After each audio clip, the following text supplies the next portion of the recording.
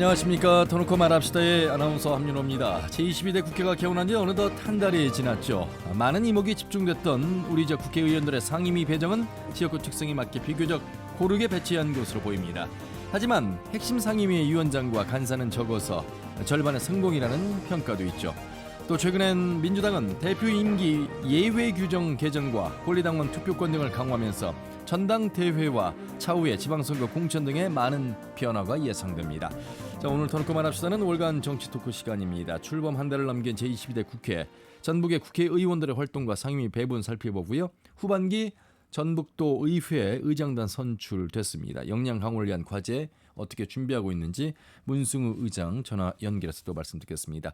자, 유튜브에서 터놓고 말합시다를 검색하시면 실시간 보기와 다시 보기가 가능합니다. 많은 의견도 올려주시길 바라겠습니다. 토론에 들어가기 앞서 우리 도민들은 전북 정치권의 이슈, 또 후반기 도의회 어떤 바라는 점을 갖고 계신지 김세별 리포터의 도민 인서트로 함께 들어보시죠. 각 정당들이 전당대회를 준비하고 있고 전북에서도 민주당 최고위원 출마 움직임이 있는 것 같은데요. 이럴 때일수록 적극적으로 도전해서 얼굴을 알리거나 전북 정치권의 존재감을 높여줬으면 하는 바람이고요. 전북 국회의원들이 과연 상임위 배분에 중복되지 않고 상임위원장 등을 얼마나 맡을 수 있을지 관심이 많았는데 상임위원장을 맡은 의원이 한 명밖에 없어서 중진이 많은 것이 비하면 기대에 미치지 못한 결과 아니었나 싶은데요. 전북 현안 해결에 힘을 받을 수 있을지 우려됩니다. 지금 도의회를 비롯해서 시군의회도 의장단 선출하고 상임위 배분 마쳤다는데 아쉬운 건 전부 다 민주당 일색인 상황이라 이번에도 여당이나 소수정당 의원들에 대한 배려가 없었잖아요. 안배 차원에서 몇몇은 상임위원장으로 추대하거나 원하는 상임위에 배분하는 등의 모습을 기대했는데 그러니까 같은 민주당 집행부의 대변인 역할을 하지 않도록 감시 견제를 강화한 모습을 좀 더 보여줘야 할 텐데 작년에는 전북 예산 편성에서 소회를 많이 받은 것 같아요. 그래서 이번 국회에는 정말로 전북 국회의원들이 할 일이 많아 보입니다. 그런데 지금 정치 상황이 여야가 정쟁만 너무 계속해가지고 앞으로가 좀 걱정이 돼요. 이번 국회에서 전북 국회의원들과 도의원들 그리고 지역 정치인들이 전북의 오랜 수건들을 어떻게 좀 이뤘으면 좋겠습니다. 이번에 좀 많이 노력했으면 좋겠어요. 네, 우리 도민들이 바라본 전북 정치권 이슈에 대해서 목소리를 들으셨습니다. 오늘 두 분과 함께하겠습니다. 전북일보 이경재 개곤논설위원 어서 오십시오. 네, 안녕하십니까. 참여자치 전북시민연대 김영기 대표님 어서 오십시오. 예, 안녕하십니까. 예, 잠시 후에 전북특별자치도의회 문승우 신임의장 전화로 연결하겠습니다. 이경재 의원님, 네. 총선 때 정말 반짝했는데요. 총선 끝나고 10명이 결정됐는데 네. 이 10명의 의원들이 어떻게 지금 활동하고 있는지 언론을 통해서 확인할 길이 그 길밖에 없는데 어떻게 좀 보고 계세요? 일단 지난 5월 중에 정책협의회를 열어가지고 전라북도 현안을 보고받고 이제 그런 과정을 거쳤고요. 두 번째로는 이제 상임위 배정 앞두고 의견을 이제 모은 결과 지난번에는 너무나 상임위가 쏠림 현상이 심했다. 그래서 적어도 지역구 10명이 숫자가 적기 때문에 각 상임위 한 명 정도 이제 커버하는 쪽으로 가자 의견을 또 모았고 그래서 신청을 받은 결과 또 역시 뭐 개인 신청은 그 상임위가 우선이기 때문에 또 중복되고 그랬는데 결국 막판에 조정이 돼가지고 상임위에 이제 고르게 배정이 돼 있지만 숫자가 열악하기 때문에 뭐 산자유 같은 경우는 좀 빠져 있고 그래서 동력을 과연 확보할 수 있을지 이제 그런 문제가 하나 있고요. 또 하나는 이제 3선 이상 중진급들이 많이 이번에 배출이 됐는데 상임위원장을 해야 적어도 이 정부 부처를 좀 호령하고 전라북도 지역 현안들을 반영해 나갈 수 있는 큰 힘이 되는데 그런 측면에서 좀 미흡한 부분. 다 이제 안은영 의원이 3선 뛰면서 농해수위 환노위 상임위원장을 했지만은 한 명 가지고는 좀 부족했지 않느냐 이런 점이 하나 있고요. 또 하나는 이제 간사가 사실은 일정 조율이랄지 현안 논의랄지 또는 부처에서 올라온 거 걸러는 역할을 하는데 간사도 역시 이원택 의원이 한 명밖에 지금 선임되지 않았고 그래서 이런 부분은 상임위원장단이랄지 간사 측면에서는 좀 열악한 그런 면모를 보였고요. 또 하나는 이제 5선 중진급들의 어떤 역량인데 조배숙 의원의 역할을 이제 기대하는 측면이 하나 있는데요. 그렇죠. 역시 이제 윤석열 정부이기 때문에 여당과 어떤 협치랄지 또 정부와 어떤 소통 이런 것들이 중요한 하나의 모멘텀이 될 텐데 그런 측면에서 조배숙 의원이 어떤 역할을 할지 그 기대를 모으고 있는데 역시 조배숙 의원은 새는 두 날개로 날아간다. 그래서 좌우 진보 또는 보수 이것이 협치를 통해서 가야 된다. 나는 전라북도 현안을 위해서 열심히 뛰겠고 우리 민주당과 가교 역할을 하겠다. 이렇게 밝혔기 때문에 그것도 예. 기대를 모아야 되겠고 이런 일정들을 수행을 하면서 지금까지 보여왔는데요. 국회가 개원하자마자 지금 다른 크나큰 그 국제국제 현안들로 인해서 충돌하고 있지 않습니까? 그래서 예, 이런 예. 충돌이 장기화되다 보면은 지역 현안들이 묻힐 가능성이 있어서 염려되는 대목이 바로 그 점이라고 하겠습니다. 예. 자, 이제 21대 22대 우리 제 국회의원들의 차이를 한번 따져보면서 또 기대치가 높을 수밖에 없는 것들. 일단 선수의 문제가 있었습니다. 초재선으로 이루어졌던 21대에 비해서 22대는 5선부터 초선까지 도합 26선이라고 하니까 평균 뭐 재선 이상이 된 22대 전국 국회의원들에게 이제 기대는 점, 뭐 이런 여러 가지의 차이점부터 비롯해서 달라진 점을 기대하고 있는데 김영희 대표님 이제 얼마 되진 않았습니다만 굵직굵직한 현안들에 좀 묻혀서 아직 의정 활동을 평가하기는 좀 그렇습니다만 그래도 어떻게 보십니까? 지금 현재 국회가 개원은 했지만 여야 정쟁과 특검이라든지 탄핵이라든지 그렇죠. 여러 그런 정쟁으로 거의 여야의 대화가 단절되어 있는 상태이고 특히 민주당도 당원 개정에서 볼 수 있듯이 이재명 사법 리스크라고 해야 하나요? 예. 그런 것들을 방어하기 위한 전략으로 지금 일관하고 있어서 지금 정치가 실종되어 있는 시기다. 그래서 전라북도 의원들은 원래 정치가 활성화될 때도 그 존재감을 발휘하기 어려운 어떤 성격과 내용을 갖고 있는 분들인데 지금은 더더욱이 뭐 그 정중동 한다고 좋게 평가하면 정중동인 거고 아니면 크게 뭐 지금 전라북도뿐만 아니라 다른 민주당 의원들조차도 이런 큰 정치 실종의 혈의 속에 갇혀 있기 때문에 뭐라고 평가하기에는 지금 이럴 것 같습니다. 다만 일단 선수가 좀 올라갔고 또 올드보이들이 기여를 했기 때문에 그런 분들이 정동영 의원이 뭐 의원회계 차원에서 미국을 방문했잖아요. 갔다 예, 왔는데 예. 이런 것처럼 좀 자기 색깔을 가지고 자기의 어떤 뭐 전문성이라고 해야 하나요? 그런 걸 자기가 더 추구하는 가치에 맞는 활동들을 활발히 전개해야 할 것 같고요. 어쨌든 안호영 의원이 농해수위 위원장을 맡았잖아요. 그럼 위원장은 거의 장관급인데 환노위원장. 환노위원장을 맡았는데 그 역할을 앞으로 좀 더 기추가 주목된다고 볼 수 있을 것 같습니다. 그래서 우리 지금 새만금 지역의 풍력 문제라든지 고창 원전 문제라든지 환경적 요인들이 많고 또 그러기 때문에 그런 문제 그다음 또 새만금 해수유통 문제라든지 이런 거에 있어서도 예. 좀 더 주도적인 어떤 역할들이 기대된다고 볼 수 있을 것 같습니다. 예. 특히나 이경재 의원님 이제 김관영 민선 8기 김관영호에서 특히 전북 특별자치도라는 이름 하에 새롭게 도약하고자 하는 기업 유치 중심 속에서 2차 전지 특화단지 유치됐고 바이오 특화단지는 뭐 유해나 배제 개념으로 지금 저희가 아쉬운 상황 속에서 이 상임위의 골고루 분배가 되면서 그 역할을 어떻게 할 것인가 이 연관을 지어서 한번 살펴봐야 되지 않겠습니까? 그런 면에서 이 골고루 좀 10명이 9개 상임위 된 건 긍정적인 어떤 평가로 좀 이뤄지고 있는 것 같습니다. 예, 일단 고루 상임위 배정은 돼 있고요.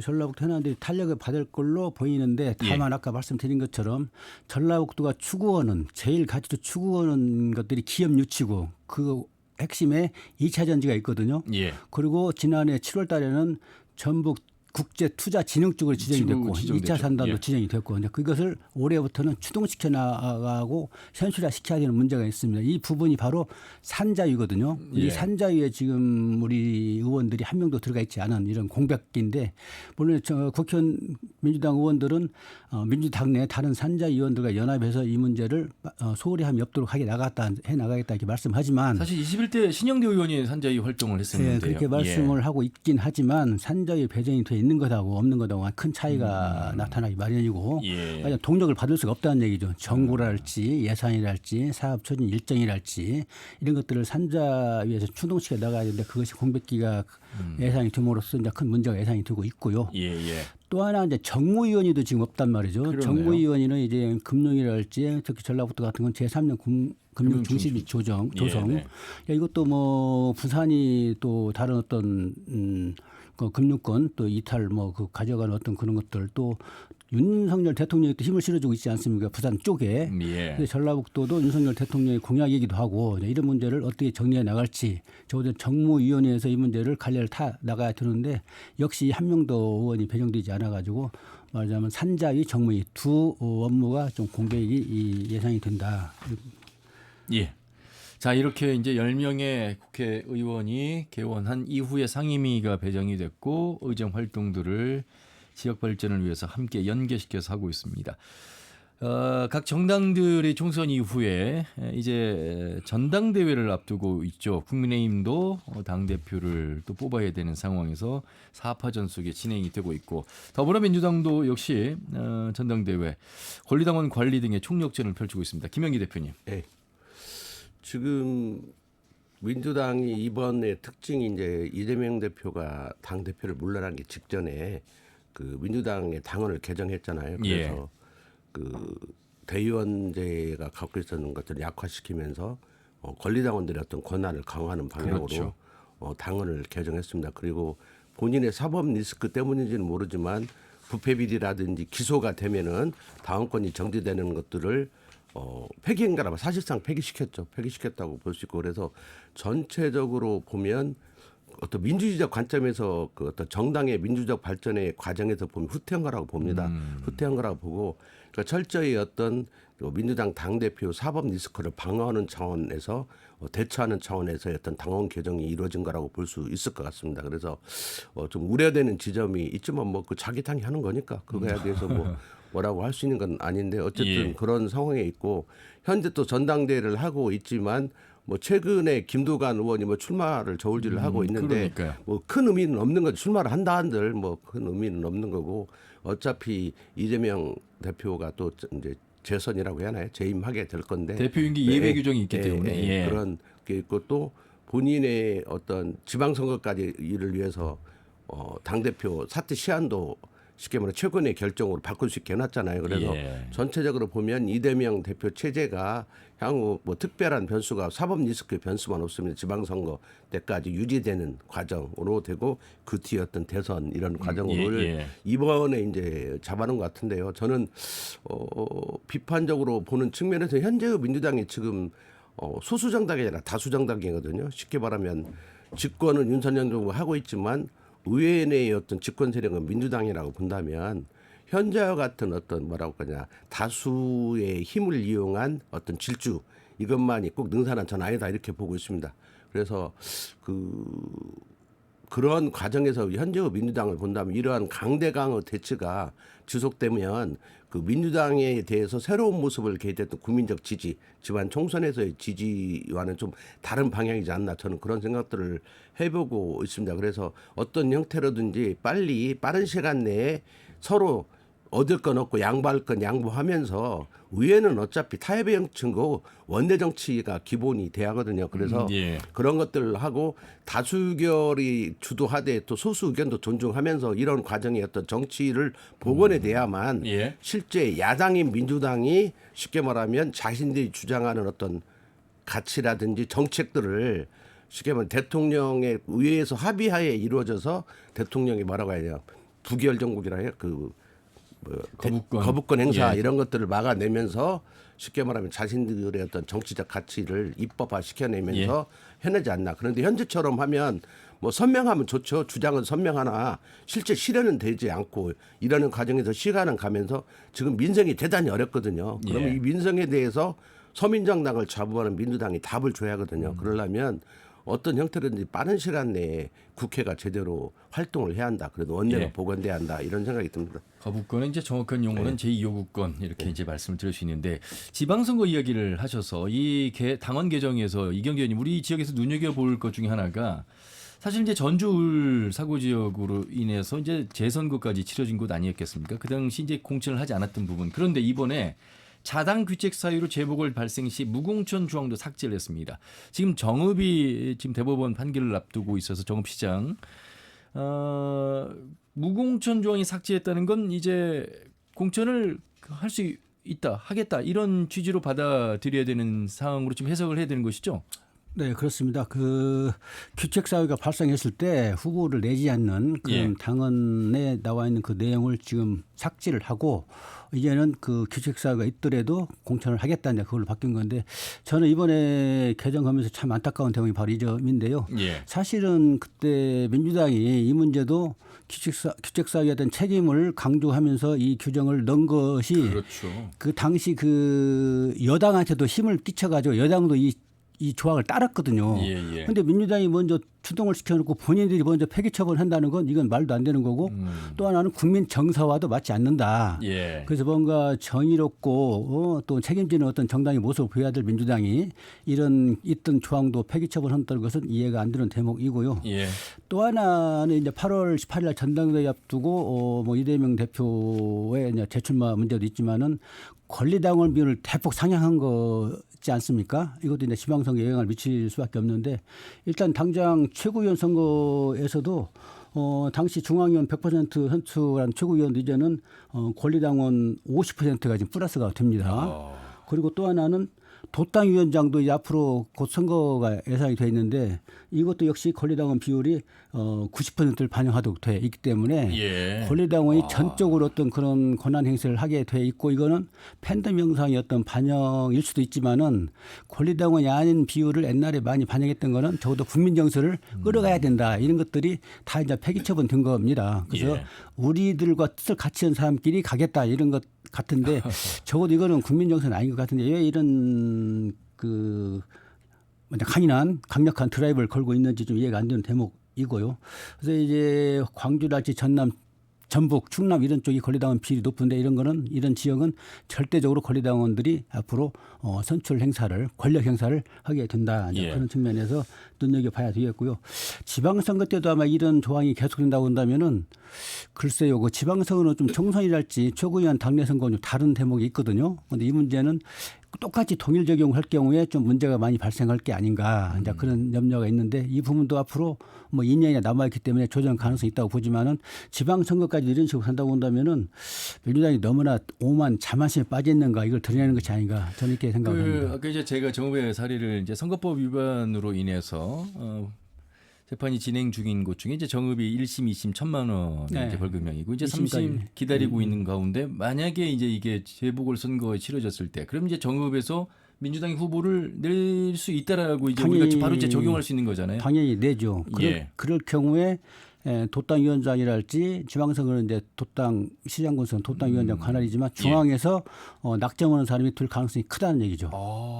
권리당원 비율이 높기 때문에. 또 그런 차원으로 해석을 해야 되는군요. 현재 권리당원의 비중을 높이는 건 지방선거 공천까지도 중앙당이 하겠다는 거라고 저는 그렇게 보거든요. 왜냐하면 지난번 총선 과정에서 특정 서울의 지역구도 막 전국 투표를 한 적이 있잖아요.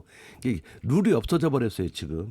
어떤 지금까지 정당에서도 중요한 가치, 이 규책 사유가 있는 정당은 그 당의 선거는 공천하지 않겠다고 하는 건 민주당의 주장에서 입법 그 당원에 들어갔고 하물며 그 여당과 그 거시기 그 반대편의 정당까지 그걸 해서 지난번에 공천을 안 했거든요. 근데 그런 것들을 민주당 스스로 깨버린다. 이건 지금 현재 민주당은 좀 사실 어디로 가고 있는가. 서울시장이나 부산시장 재보궐선거에서 그래서 그렇게 바꿨음에도 불구하고 이게 참패하지 않았습니까? 그런 경험들을 갖고 있었는데 왜 이번에 이런 당헌 개정을 했을까? 이게 이제 지방선거 그리고 대선까지 염두한 어떤 수순으로 해석을 해야 될 텐데.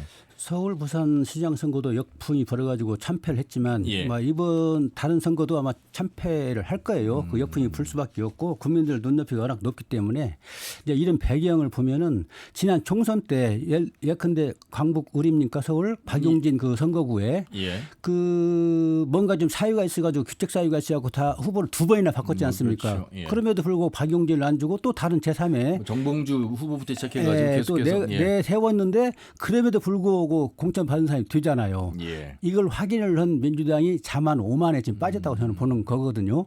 누구를 내리 꽂아도 우리 팬덤 현상에 의해서 공천 받으면 되더라. 이걸 지난 선거가 각인을 시켰고 말하자면은 좀 비유를 하자면은 장기판의 말처럼 누구를 이리저리 이렇게 꽂아도 다 된다, 되더라. 그렇지 않습니까? 사실 선거 결과가. 그래서 이런 것들이 연장선상에서 작동되지 않았나. 그런데 이런 거는 상당히 좀 오만 자만심으로 비칠 수가 있고 앞으로는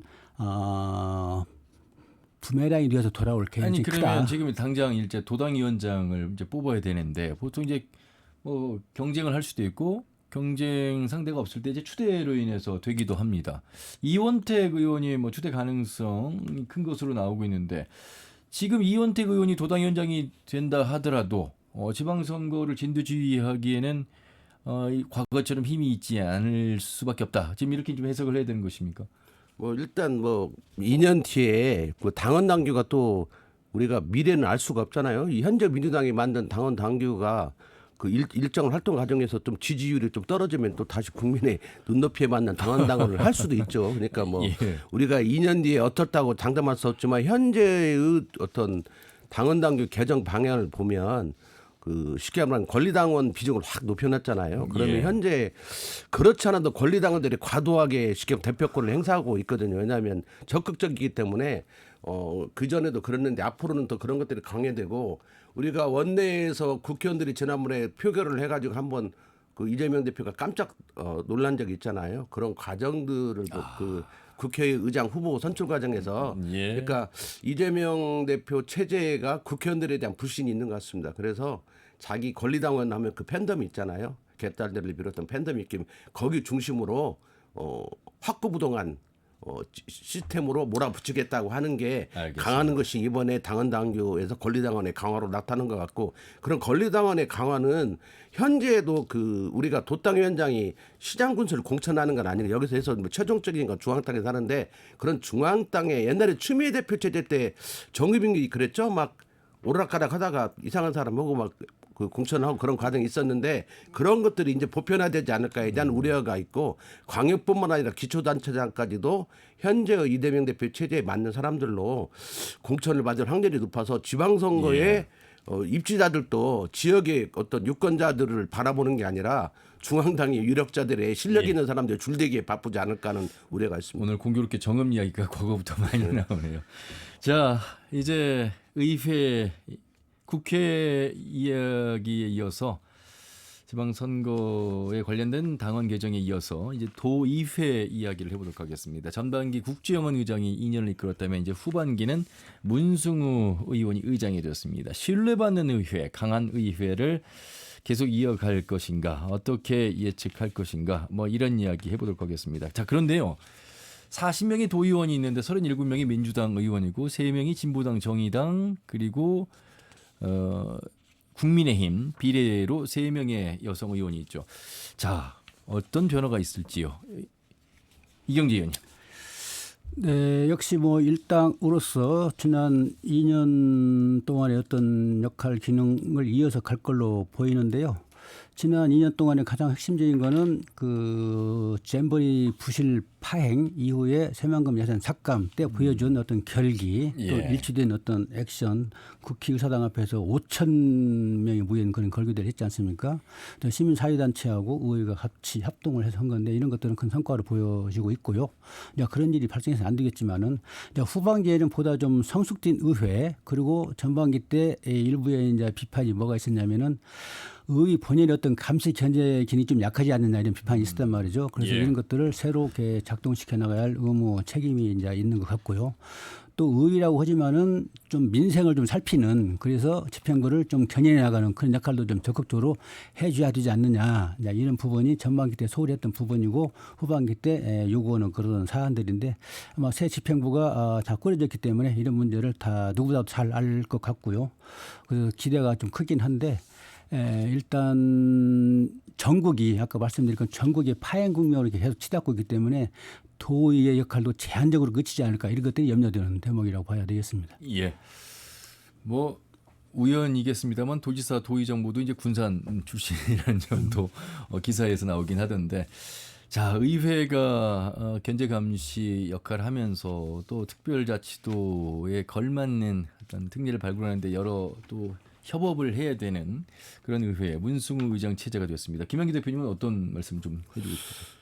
실제적으로 의장 선거가 있기 전에는 그 낙선한 황영석 대서론이 의회를 다 덮고 있었거든요. 그래서 실제 뭐 선거 해보나 마나 이미 정해진 거 아니냐 하고 하는 어떤 흐름들이 있었는데 그러한 대세론을 꺾고 문승우 의장이 신승을 했죠. 한 표 차이로. 이제 1차에서는 한 표 차이로 졌다가 결선에서 한 표 차이로 이기면서 신승을 했는데 당시 의회 분위기는 지사가 군산인데 의회 수장까지 군산이 하면 되겠냐고는 흐름도 또 많이 회자가 돼서 언론에도 보도됐을 뿐만 아니라 의회 내에도 그런 분위기가 있으면서 어떤 대세론이 있었는데 그 어려운 어떤 조건을 뚫었고 또 그 어떤 삼각구도가 형성이 되면서 문승우 현 당선자 의장께서 신승할 수 있는 어떤 조건들이 만들어진 것 같습니다. 예. 근데 또 우리가 보면은 문승우 의장은 태권도 출신이더라고요. 태권도를 좀 하셨던 것 같고 군산 출신인데 군산이긴 하지만 또 한편으로 보면 그 신영대 의원과 그 궤를 쭉 같이 해왔기 때문에 현 또 지사 체제하고는 약간 좀 뭐 상급까지는 아니더라도 그 좀 다른 색깔을 보이고 있어서 예. 그런 어떤 조건들을 본다면 좀 더 그 의회의 본연의 임무, 그 전반기 의회 같은 경우는 어떤 의회의 역할, 감시 견제력이 저는 약했다고 보거든요. 아무리 같은 당이다 이런 것도 있지만 감시 견제 기능이 약하면서 또 불협화음이 많았다. 도 집행부하고 의회가 이렇게 원활한 소통 속에서 일을 행하지 못했다. 저는 그렇게 평가를 하고 있는데 예. 이제 그런 것들을 극복해서 비판할 것을 강력하게 비판해서 의회의 어떤 본연의 기능을 해내고 협조할 것은 협조해 나가면서 진짜 뭐 지금 한 점밖에 안 되는 우리 전라북도가요. 지금 뭐 이것저것 가릴 때가 아니라고 봅니다. 지금 그 강원도보다도 뒤처져 가지고 언제 또 제주도보다도 뒤처질랑가 모르는 상황이 있다고 저는 보고 아이고, 있습니다. 그건 그래서 생각하고 싶지 않습니다. 뭐 1년에 5만 명씩 지금 인구가 줄어들고 있는 어떤 상황이 된 전라북도가 이런 상황에서 진짜 뭐 지역이라든지 뭐 색깔이라든지 뭐 개파라든지 이런 걸 따질 때가 아니다. 진짜 합심할 건 예. 무한대 합심을 하고 견제할 건 견제하면서 그 후반기 이익이 도정을 예. 같이 공동정부처럼 이끌어 나가야 한다고 생각합니다. 1년에 5만 명은 아니고요. 1년에 한 10,000명 정도가 이제 줄어들고 유출을 되고 있다. 예. 순 이탈이 한 7, 8천 명 되는 걸로 예, 알고 예. 있습니다. 자, 그렇습니까? 5만 명씩 줄어들면 이거 전북도 큰일 납니다. 그 선거 때 되면 175만도 무너지면 예. 그 상당히 빠른 속도로 무너지는 그건 것입니다. 뭐 예, 맞는 말씀이긴 합니다만 또 자, 오늘 터놓고 말합시다. 참여자치전북 시민연대 김영기 대표 그리고 전북일보 이경재 개건논설위원과 말씀 나누고 있는데요. 바로 연결을 하도록 하겠습니다. 전북특별자치도의회 후반기 의장이 된 문승우 의장 연결해서 말씀 들어보죠. 의장님 안녕하세요. 안녕하세요. 예, 당선 축하드립니다. 감사합니다. 결선 투표 가서 한 표 차이로 결선에서 한 표 차이로 이기셨어요. 예, 그렇습니다. 그러니까 결선에서는 한 표 차이로 졌고 본선에서 이제 한 표 차이로 이기신 거죠? 예, 예, 그렇습니다. 예. 자, 우리 도민들께 인사부터 좀 해주시죠. 관심과 성원을 보내주신 전북 특별자치도민 여러분께 진심으로 감사드립니다.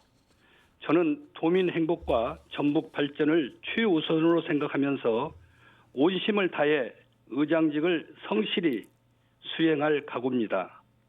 사실 우리 전북 경제가 어렵습니다. 지역 경제 침체로 도민 여러분들이 민생이 위기라고 봅니다.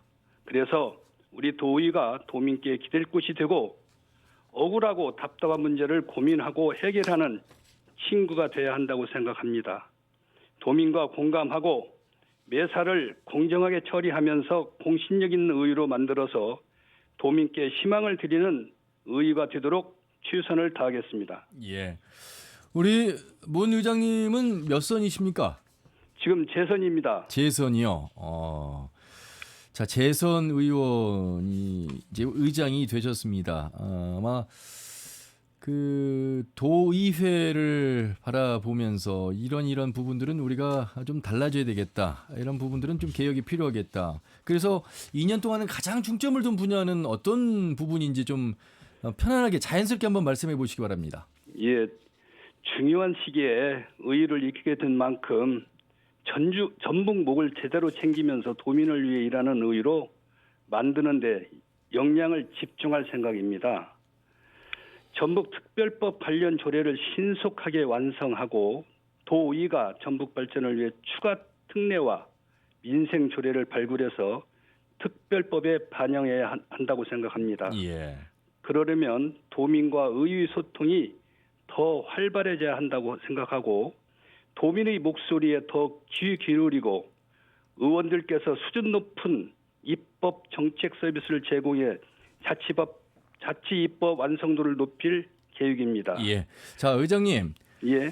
주어진 질문에 답변을 너무 잘 준비하셨어요. 예. 주어진 질문 아닌 질문으로 좀 진행을 해봐야 될 것 같습니다. 왜냐하면 의장님의 품격과 위상을 좀 더 높여드리고 싶어서 드리는 진행자의 질문입니다. 예. 도의회의 가장 어떤 문제점이라고 할까요? 취약한 점, 의장님이 보시기에 어떤 점이라고 생각하세요? 일단 도의회 뭐 특별히 취약한 부분이라고 보면 이제 의원 정수라든가 그다음에 의원 회관이 좀 협소합니다. 예. 그런 부분을 좀 그 의장이 돼서 이제 3일째인데요. 그 부분은 좀 노력을 해서 그 부분을 좀 만들 계획을 갖고 있습니다. 아니 의원 정수도 40명인데 이것도 부족해서 늘려야 된다는데 시설도 부족한데 그럼 시설도 늘려야 된다는 말씀으로 이어지나요? 이게 어떻게 됩니까? 그렇습니다. 이제 의원 정수가 늘어남으로써 시설도 증축을 해야 된다고 보거든요. 근데 지금 인구는 계속 줄어들고 있는데 지금 40명 정원인데 더 몇 명까지 늘리겠다는 말씀이신 거예요? 지금 제가 공약적으로 그 대각적으로 말씀을 드렸는데 예. 우리가 특별자치도가 되면서 모든 업무가 많이 늘었어요. 예. 집행부가 많이 늘었고 그 특별자치도가 제주, 강원, 세종, 전북인데 이 부분에서 보면 인원이 상당히 늘었어요. 다른 데는 예. 지금 그 자치도 같은 경우 그 제주도 같은 경우 보면 지금 67만에 45명이거든요. 예. 그다음 강원도 자치도 같은 경우는 152명에 49명이에요. 그다음에 그 세종시 같은 경우는 38만에 20명이고 우리 같은 건 175만인데 지금 40명이에요. 예. 전라남도 같은 경우는 이제 185명인데 61명입니다. 지금 의원 숫자가. 예. 그 특례가 우리가 됐기 때문에 특별자치도가 됐기 때문에 예. 우리도 의원을 강원도나 전남 수준으로 올려야 되겠다 그 생각을 하고 있습니다. 그렇군요. 자 오늘 저와 함께 두 패널 나와 계시는데요. 저보다 더 아마 현안에 걸맞는 질문을 해주실 거라고 봅니다. 우리 이경기 의원님과 김영기 대표님 인사 나누시고 질문하시기 바라겠습니다. 이경기 의원님. 네, 이경재입니다. 축하드립니다. 아유, 예, 의원님 네. 안녕하세요. 예. 그 길거리 플래카드에 그 축하 플래카드가 붙어 있고 예. 또 첫 일성이 일 잘하는 의회 함께 만드는 전북 이 표도 상당히 긍정적이고 좋게 느껴집니다. 아유, 감사합니다. 예, 그래서 기대가 큰데요. 근데 또 실망스러운 거는 그 의장으로서 전라부터 큰 현안이랄지 또 집행부에 대한 어떤 동력 끌어가는 그런 것들을 내세웠으면 했는데 그 정수 확대랄지 의원 회관이랄지 또 인사권 뭐 독립 문제랄지 독립 문제 돼 있지만 어느 정도 또 조직 예산권 이런 걸 말씀을 많이 하시길래 이건 두 번째 순서인데 왜 첫 번째로 그 말씀을 하시는가 저는 개인적으로 다 이제 시급한 현안이긴 합니다. 예. 일단 제가 첫 번째 질문 드리겠습니다. 예.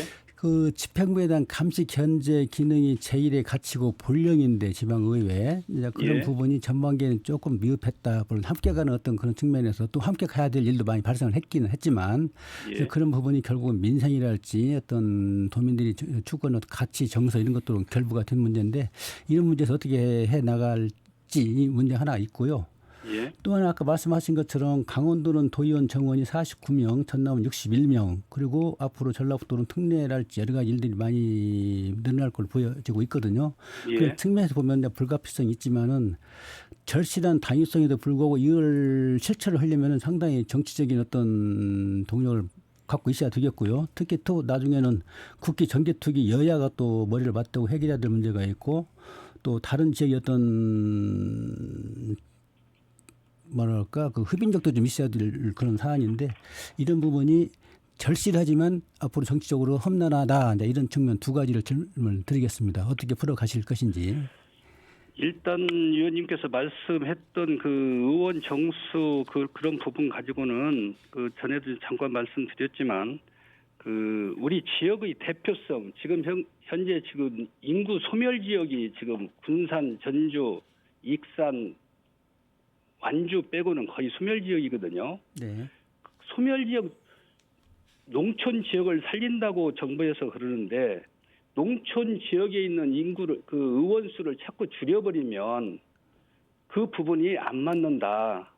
그래서 일단은 그 특별자치도 출범에 따라서 이제 자치 입법 수요가 지금 증가하고 있습니다. 예, 예. 그리고 지역 소멸 대응에도 그런 부분이 됐고 지금 지역 대표성을 가지고 얘기를 하는 겁니다. 지금 한 곳 6곳이 진안, 무주, 장수, 임실, 부안, 순창은 도원이 한 분밖에 안 계셔요. 예, 예. 이게 인구로 해서 자꾸 인구를 지금 의원 수를 줄이려고 하고 있습니다. 지금. 네. 그러면 2년 후에도 그 시군이 인구가 줄어들으면 도의원 인구 수도 좀 줄인다고 하는 부분이거든요. 예, 예. 한 예를 들어서 지금 고창 같은 경우도 12대 때도 그 감소를 했었는데 감소를 한다고 우려를 했었는데 국회를 가가지고 한석을 다시 살린 부분이거든요.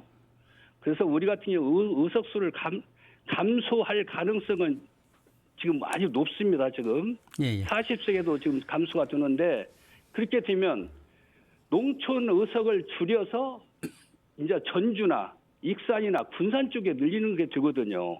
그러면 농촌 지역 인구는 감소되는데 대표성은 줄어든다는 것이죠. 자, 의장님, 그래서 지금 이제 무슨 말씀인지 취지는 아마 많은 분들이 이해하실 것 같은데 그럼에도 불구하고 공약을 보시니까 40명에서 55명으로 늘리겠다. 이거 뭐 인구수 비례의 등가성도 있고 여러 가지 도심 속의 인구 집중화 때문에 이런 형평성을 고려해야 된다는 말씀 취지는 이해합니다만 55명이면 15명을 늘려야 되는군요. 55명을 늘린다고 이제 그 공약 속에 들어 있는데 예. 그 부분을 55명을 한 번에 늘리겠다는 것이 아닙니다. 예. 그 지금 강원도 수준을 보면 강원도 도민당 3만 명당 한 분이에요. 근데 우리 전북 도민들의 그 의원 한 분당 4만 3천 명당 도의원이 한 분입니다. 그래서 이 부분을 비례대표가 지금 10%로 해서 지금 4분인데 20%로 이렇게 상향을 하면 이 인구수 3만 명하고 우리가 175만이니까 그놈하고 비례대표를 20%를 하게 되면 55명이 된다는 말입니다. 그래서 처음부터 55명을 다 만든다는 것은 아니고 그 점차적으로 늘릴 수 예. 있는 방향을 찾겠다는 겁니다. 알겠습니다. 자, 김영기 대표님. 예. 저 이야기를 듣다가 저 참여자치 전북시민대 김영기입니다.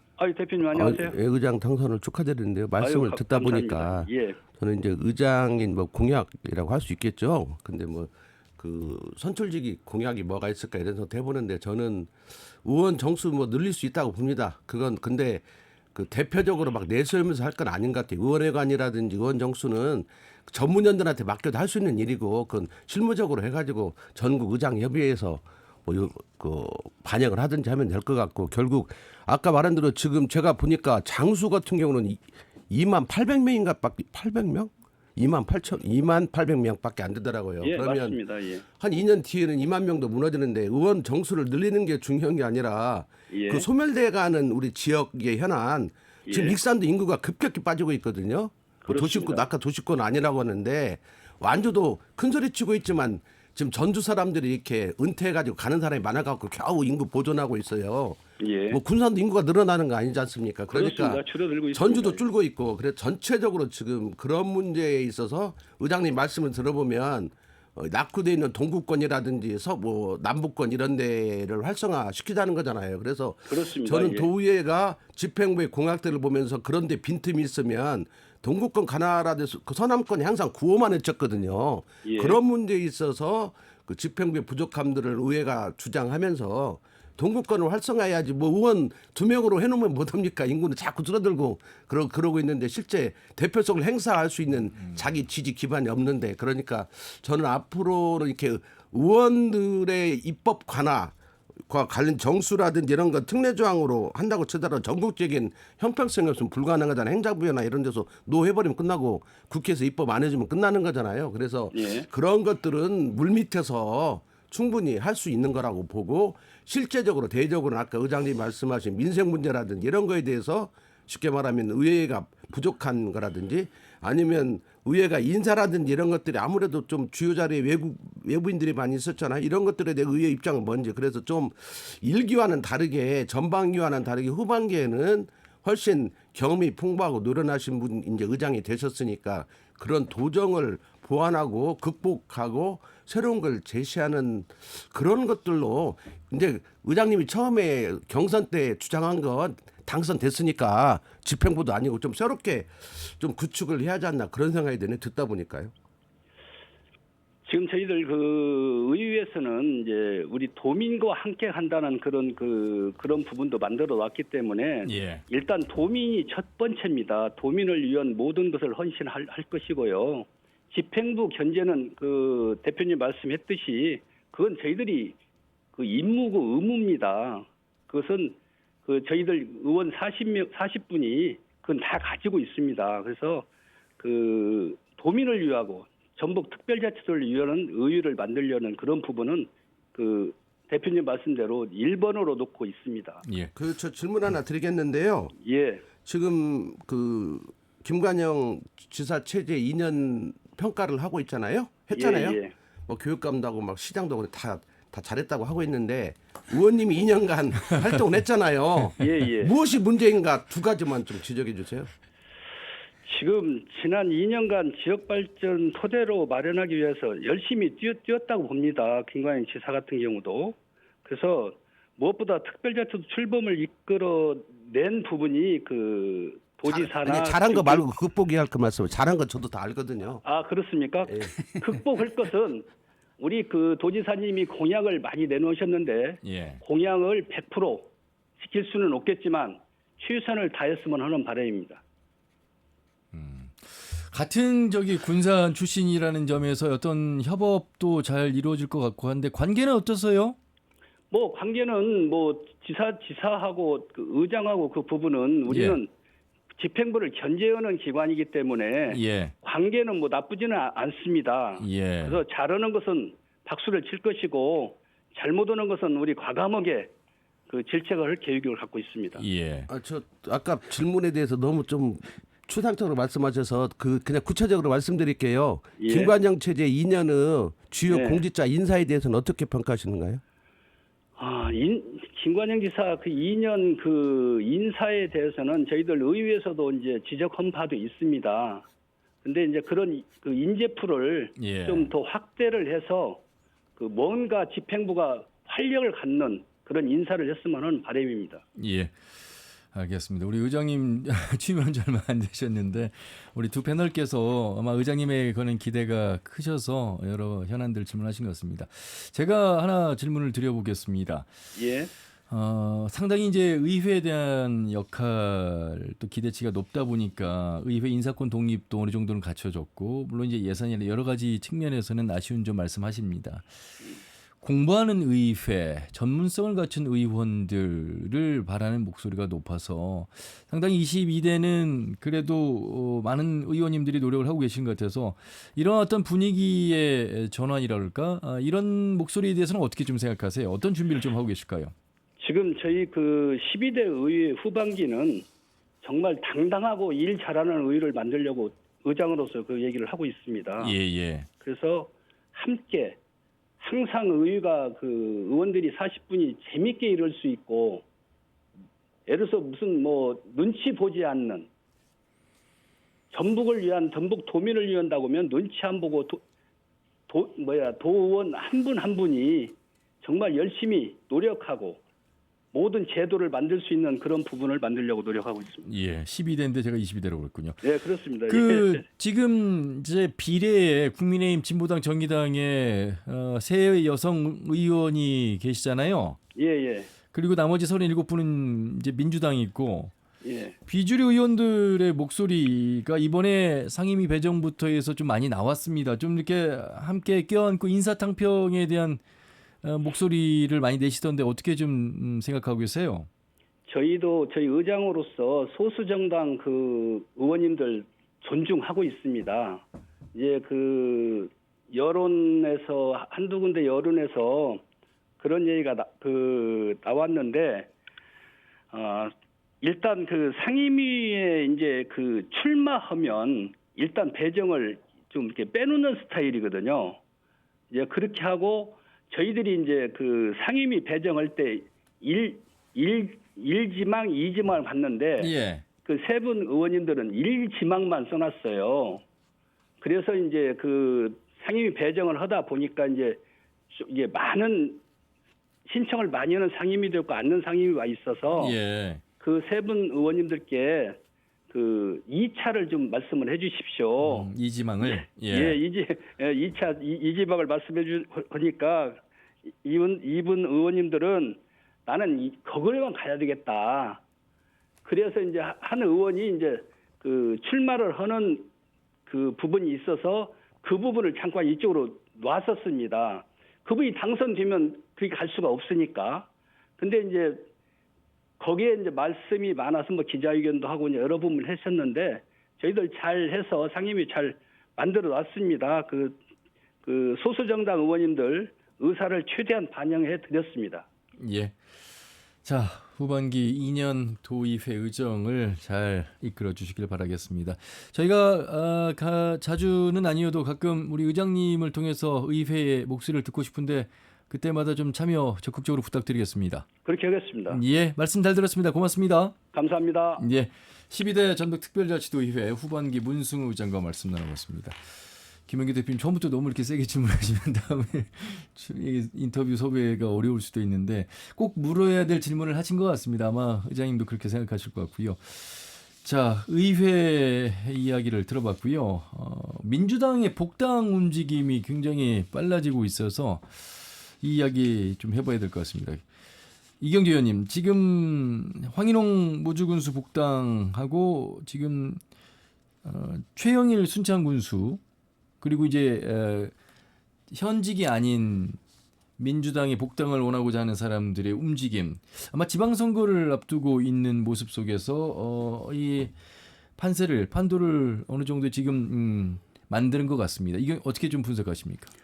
네, 복당 신청을 해서 인정이 된 그런 케이스가 있고 또 신청을 했지만 보류된 케이스가 있지 않습니까? 예. 그래서 주지에서 보는 대목이고 이 문제는 앞으로 지방선거를 겨냥한 그런 어떤 예측할 수 있는 그런 동인이 되기 때문에 주의해서 보고 있는데요. 그래서 이제 중앙당에서 어떤 결정을 내릴지 이제 그걸 지켜봐야 되겠지만은 그 이제 민감한 부분들은 과거에 뭐 복당을 하면 했든지 또는 뭐 탈당해가지고 또 복당을 했든지 이제 이런 현상들인데 이거를 일관성 있게 좀 뭔가 규칙성 있게 일관성 있게 해야지 중앙당이 또 경우에 따라서 케이스 바이 케이스대로 이 사람은 뭐 받아주고 또 저 사람은 안 받아주고 예. 이런 것들은 국민들이 또는 당원들도 납득하지 못할 것이다. 그래서 저희들이 요구하는 거는 좀 뭔가 시스템에 의한 그런 결정 또 일관성 있는 결정을 해줘야 되지 않겠느냐.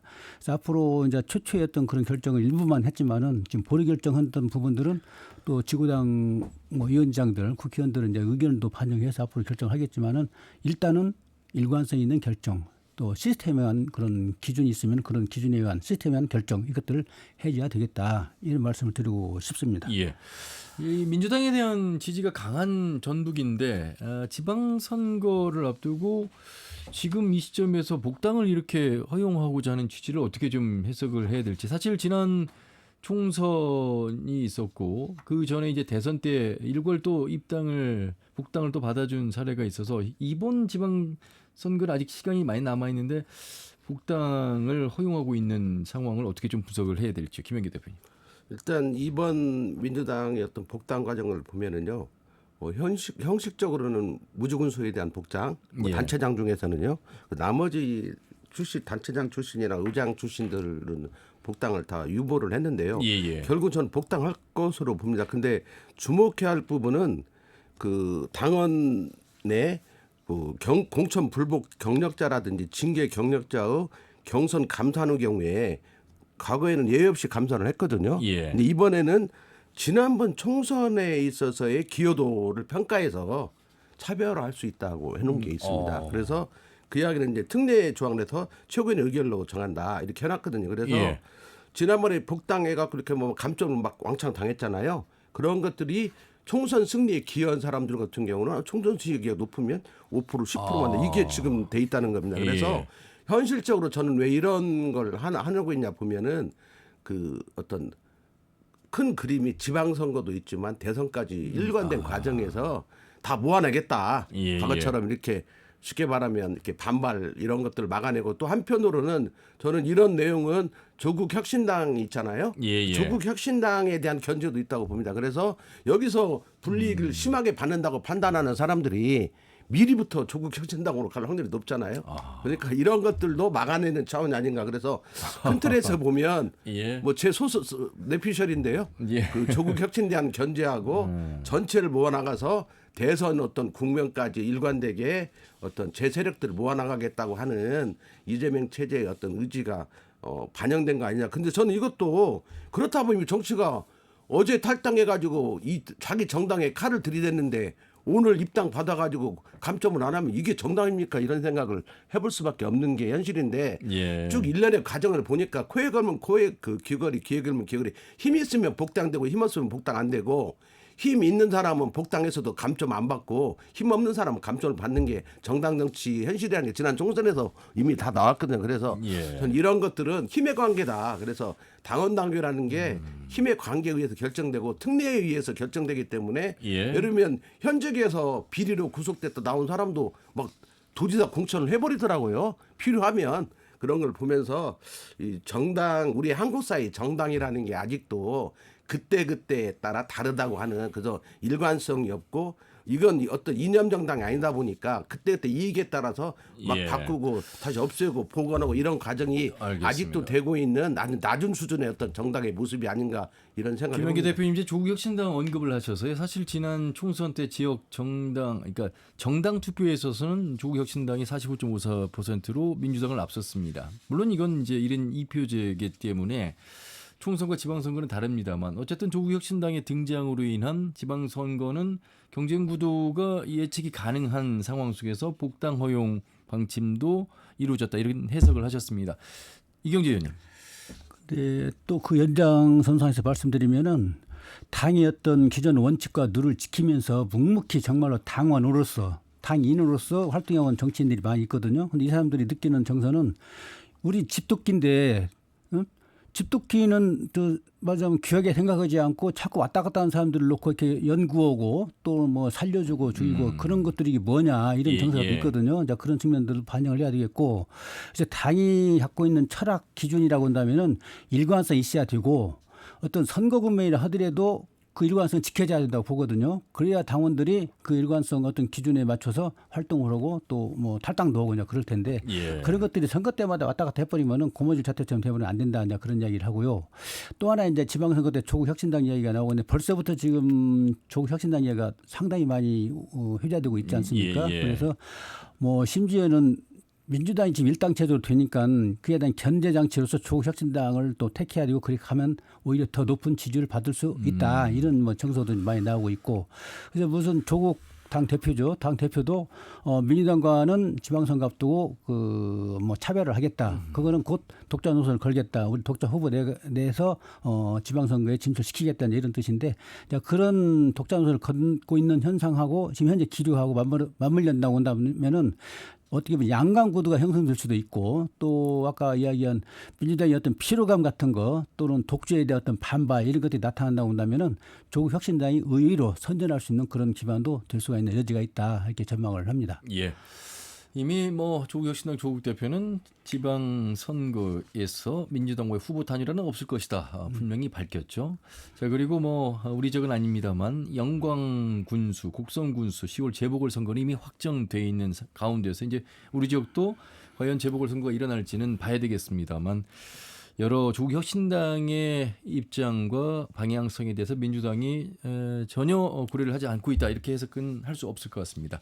자 마무리 말씀을 좀 들어보도록 하겠습니다. 김영기 대표님 짧게 좀 우리 이경재 의원님과 함께 해주시기 바라겠습니다. 재보궐 선거와 관련해서는 참 사법부를 비판하고 싶어요. 왜냐하면 그 지금 정음만 하더라도 대법원 재판이 계속 연기돼가지고 지금까지 왔잖아요. 예. 진작에 끝났어야 할 재판인데 그래서 이런 그 일관된 자기의 플랜에 맞게 재판들이 빨리빨리 이루어져서 왜냐하면 피해는 그 유권자들 그 국민들이 다 시민들이 다 보고 있다고 봅니다.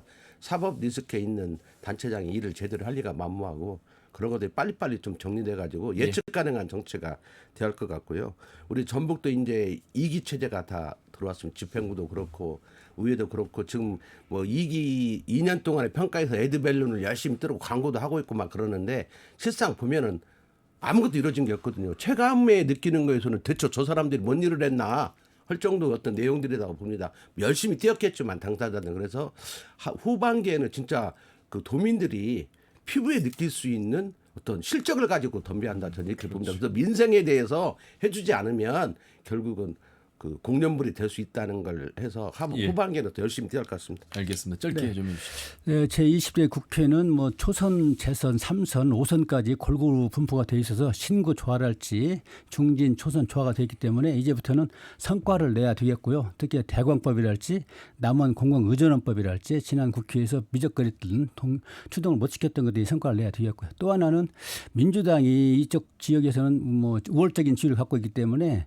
8월 18일 전당대회가 있고 2년 뒤에는 지방선거가 있고 그 1년 뒤에는 또 대선이 있지 않습니까? 그래서 민주당은 정서적으로 우월적인 정당이기 때문에 일관성 있는 어떤 로드맵이랄지 어떤 누를 가지고 쭉 지켜나가는 가지런한 그런 정당의 모습을 보였으면 좋겠다 이런 생각을 합니다. 알겠습니다. 2년의 준비의 과정이라면 2년은 무언가 그래도 결실을 맺을 수 있는 그런 2년의 도의회가 되기를 또 정치권이 되기를 기대해 보도록 하겠습니다. 두 분 말씀 여기까지 듣겠습니다. 고맙습니다. 네, 감사합니다. 고맙습니다. 네, 전북일보 이경재 개건 논설위원, 참여자치 전북 시민연대 김영희 대표와 함께했습니다. 터놓고 말합시다는 다음 주 일요일 오후 5시 5분에 인사드리죠. 함윤혜였습니다. 고맙습니다.